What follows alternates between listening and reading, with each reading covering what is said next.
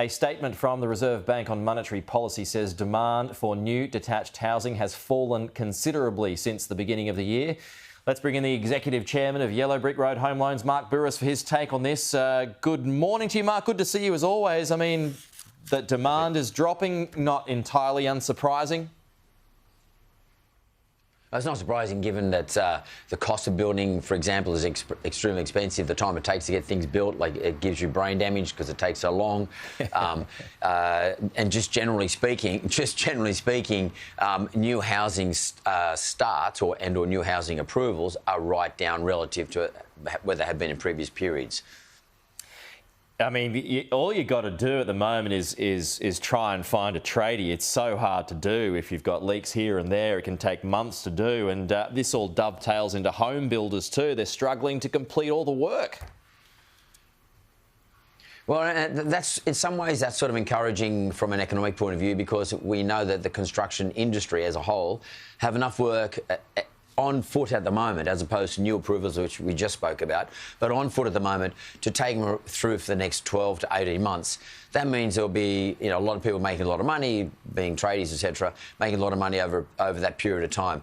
Largely, one of the reasons why, though, that they still have plenty of work on, irrespective of there being very few new approvals, is that it's been the time it's taken to get materials and tradies to come and work for builders, for example. So it's a bit of a catch-22 situation, but this should all wash out over the next 12 months.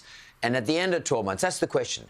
At the end of 12 months, when all this construction is completed, or 18 months, it's all completed, then where to for the tradies and the builders, etc., if there are very few new approvals going on, because there's a lag time between making a decision to borrow money to build a new house or borrow money to do a renovation, etc. There's a lag time. And what happens in that period? And if in 12 months' time, are we going to have a period of when nothing's going on? That's what I'm worried about. Right. And what about folks who are coming to you for loans at the moment, Mark? Are you seeing a trend there, much of a drop-off, or is that continuing?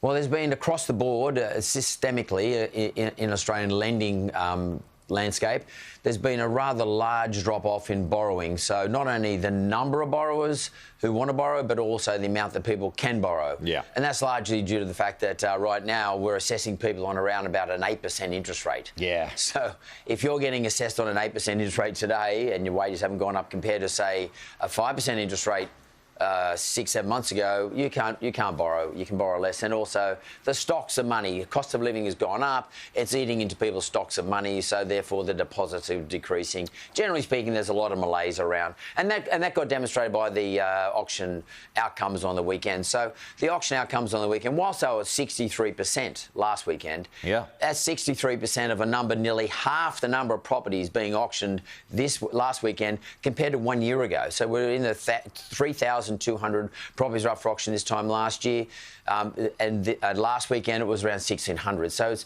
vendors just saying, listen, I'm not going to sell my property because I know I'm not going to get the price. Yep, no, a lot of people with that attitude for sure. Don't blame them too. Mark, good to see you as always. We'll talk to you soon.